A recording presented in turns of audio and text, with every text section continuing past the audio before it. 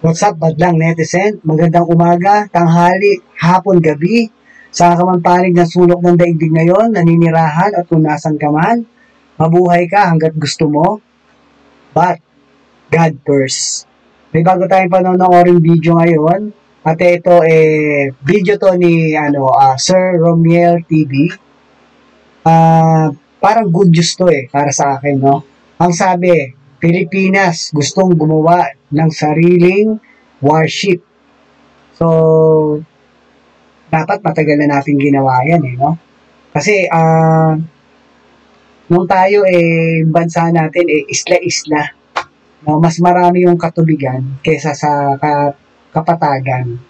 Kaya dati pa lang sana, nag-invento o gumawa na tayo ng ganyan, no?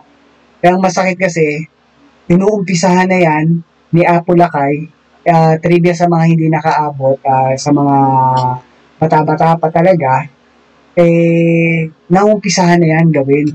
At tayo nga sa Southeast Asia, isa sa pinakamalakas yung pandigma natin. Takot nga sa atin ang mga Chino nung araw.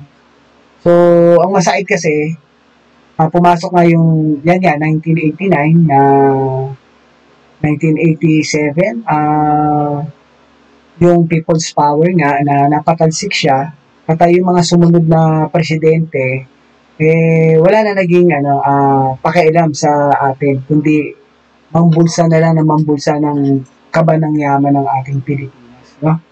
So, kawawa tayo talaga, no? Halina umpisa natin panoorin mga madlang netizen. Samahan niyo po ako para malaman natin kung ano tong good news na to.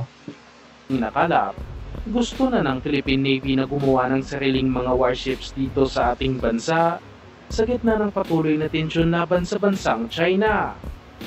Ayon sa tagapagsalita ng Philippine Navy, ayaw na umano ng Department of National Defense na bumili ang Pilipinas ng warships mula sa ibang bansa. Tama, kasi kung hanggat tutuusin, mas makakatipid tayo kung tayo mismo ang gumagawa ng mga sarili nating warship. Medyo pupondo lang talaga tayo ng malaki dyan at medyo matagal-tagal din gawin proseso talaga yan. No? Pero para sa akin nga, sa ngayon siguro sana bumili muna tayo. No? Magparami muna tayo kahit mga 50-50, no? Mga 50 yung mga warship natin na frigates, diba? Kahit 30 yung destroyer, yung mga ganun ba. At least meron tayong panangga muna dahil medyo mainit yung nangyayaring tension ngayon dito sa atin, sa bansang Chino, na masyado na tayong halos lusubin na. No? Masyado na tayong hinahamon, kumbaga.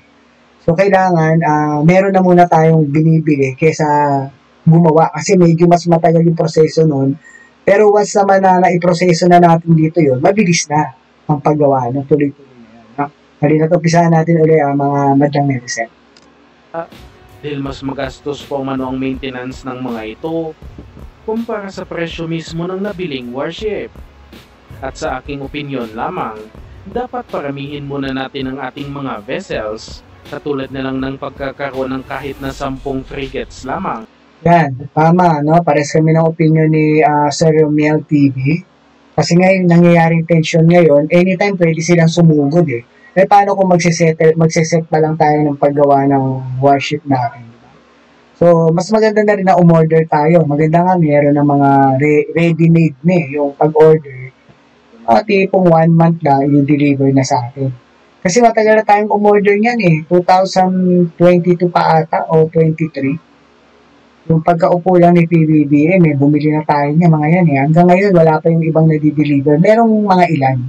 At yun, medyo mabibilis pa nga yung proseso nun. No?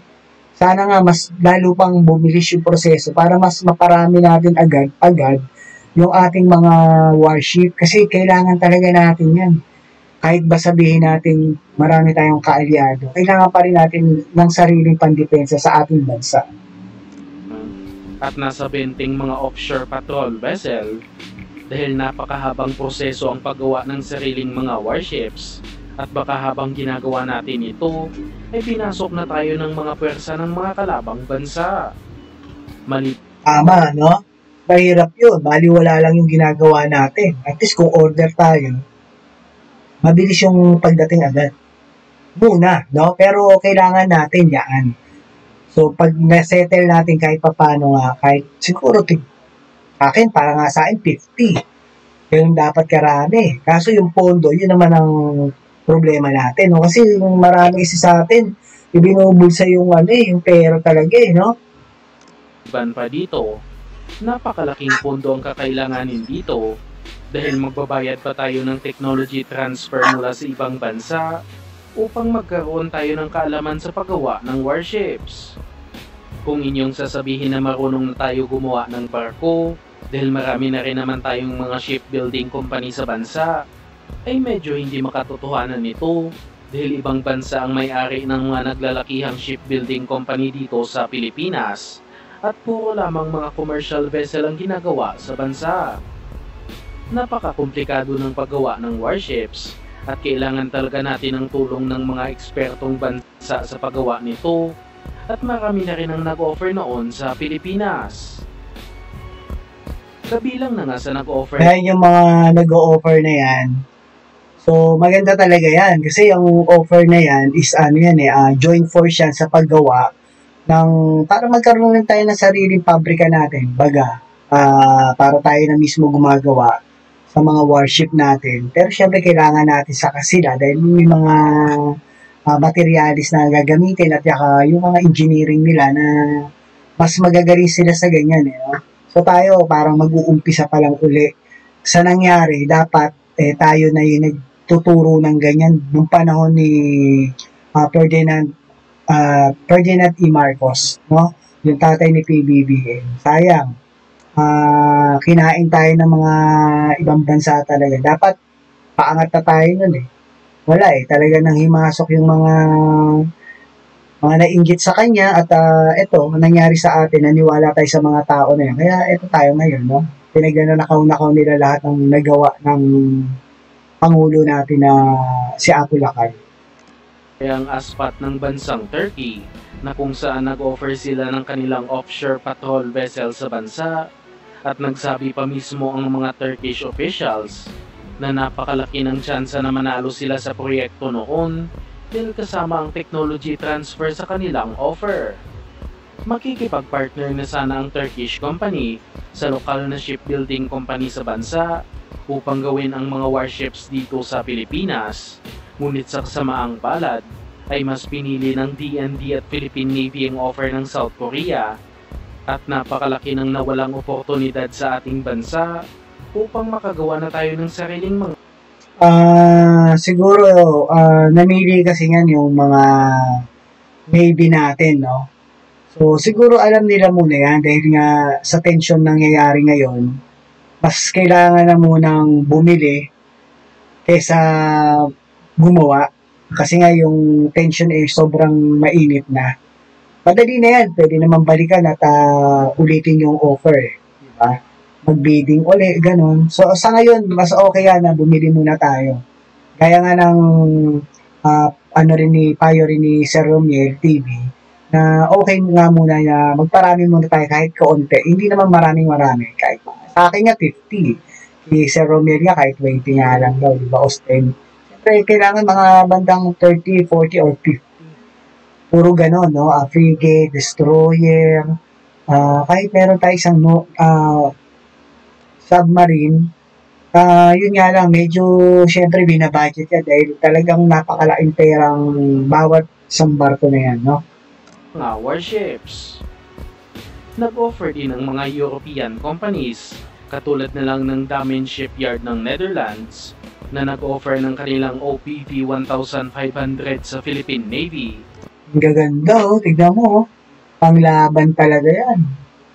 No? Frigates pa lang yan Destroyer, hindi naman ganun kalalaki yan. Pero syempre pag nakikita mo ng personal yan, malaki yan. No? Pero pag nasa dagat yan, kala mo hindi ganun kalaki. Lalo na kung tumatabi yan sa super carrier, no? Laki nun kasi sinasampa doon yung mga jet plane talaga At makikipag-partner na sana sila sa PropMech Corporation na isa din sa mga lokal na shipbuilding company.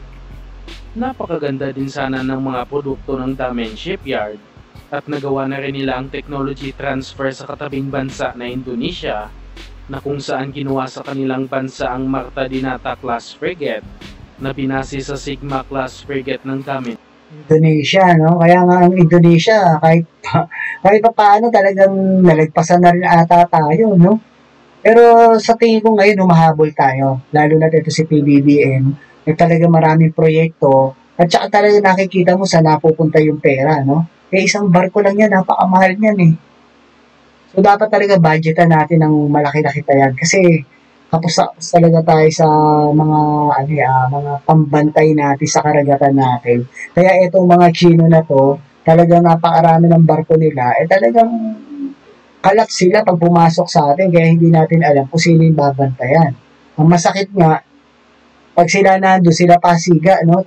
Tayo pa yung talagang winawater can, talagang binubuli. Talaga nga naman, no? in shipyard at nagkakahalaga lamang ito ng nasa 12 billion pesos bawat isang warship.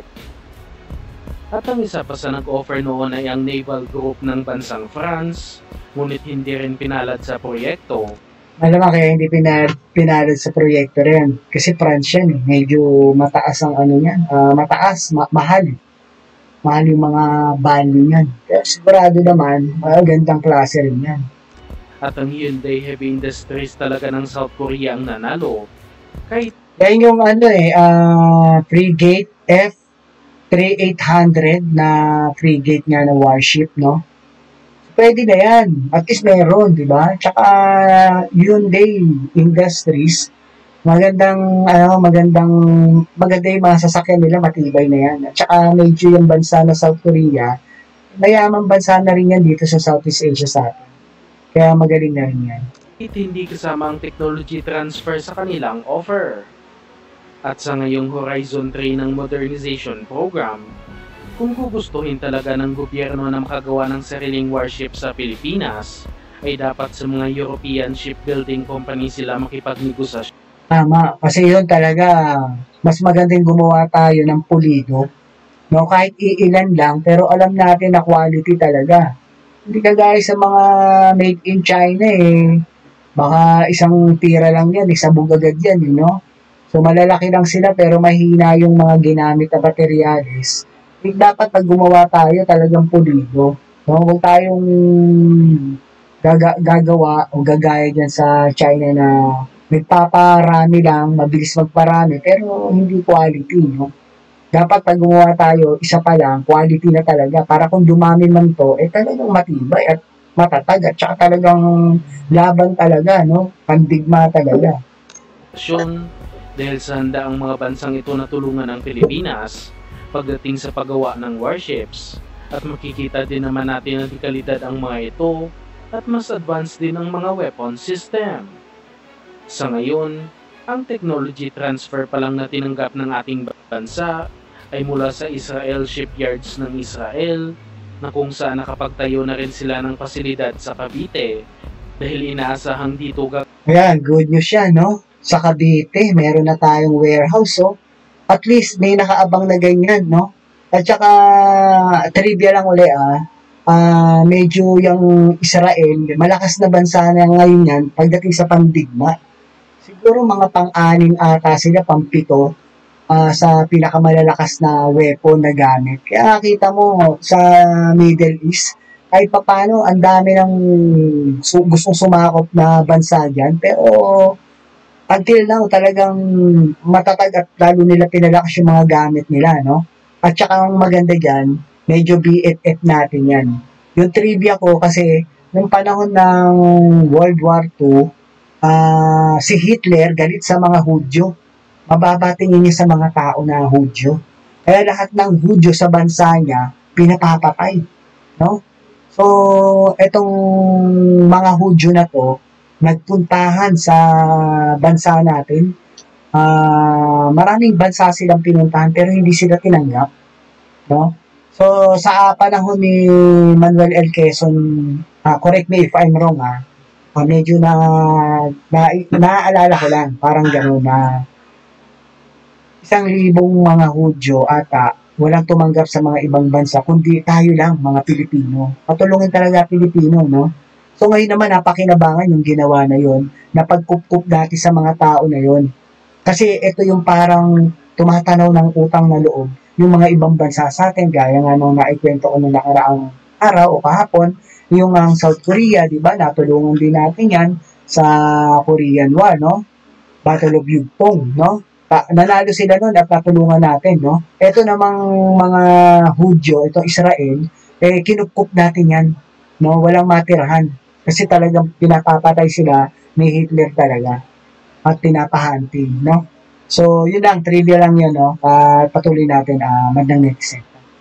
Gagawin ang mga susunod na Zero Class Fast Attack Craft at magandang panimula na rin ito para sa planong paggawa ng sariling vessels ng Pilipinas.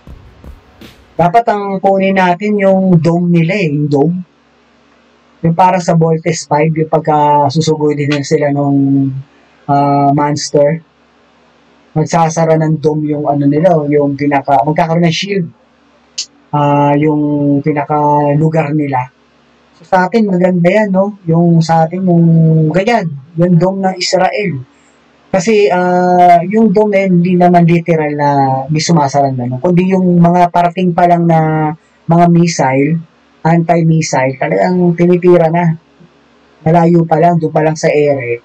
Sinasalubong na para walang makalusot kahit magsabay-sabay sila. May mga marami dapat na gano'n, no? Gano'n ang ginawa ng Israel, kaya wala masyadong napinsalang mga tao sa kanila. Hindi bumabagsak yung mga missile na ginagamit sa kanila. Sana isa yon sa dapat natin talagang bilhin kasi talagang wala tayong underground eh. Kawawa yung mga tao dito sa atin pagka nangyari yun. Knock on wood, wag naman sana, no? So patuloy natin na Madlang Netizen.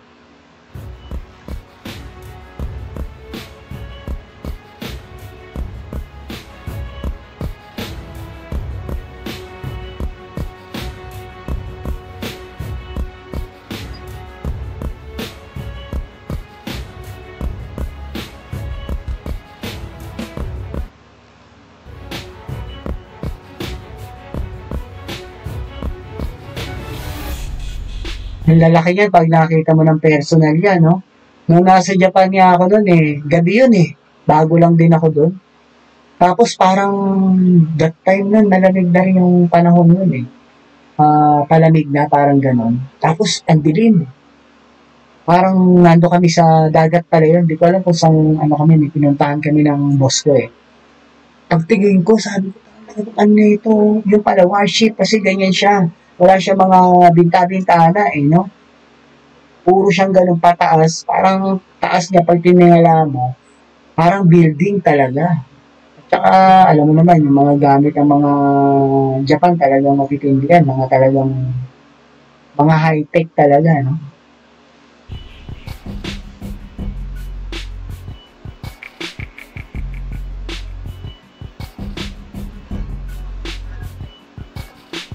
Sana magkaroon tayo ng marami pang ganyan, no? So, kailangan talaga natin yan na magparami. Kasi yung EEZ zone natin, yung exclusive economic zone natin, sa karagatan, may 2.2 million square kilometer. So, dapat talaga, para mabantayan natin yan, lahat, no, ikalat ang mga barko. Sa tingin ko, dapat meron tayong mga 200 mahigit na warship. At saka, yung mga ibang mga fishing vessel natin, actually, yung sa China kasi ina-arkila nila yun, no? Parang hindi naman mismong government ang may-ari nun. Sa atin, dapat, yan, ito, yung mga warship natin ang paramihin natin, no? Tsaka yung mga PCG, no? Philippine Coast Guard natin na mga barko, yan, paramihin din yan. Yan yung dapat kasi sila yung nagbabantay, no?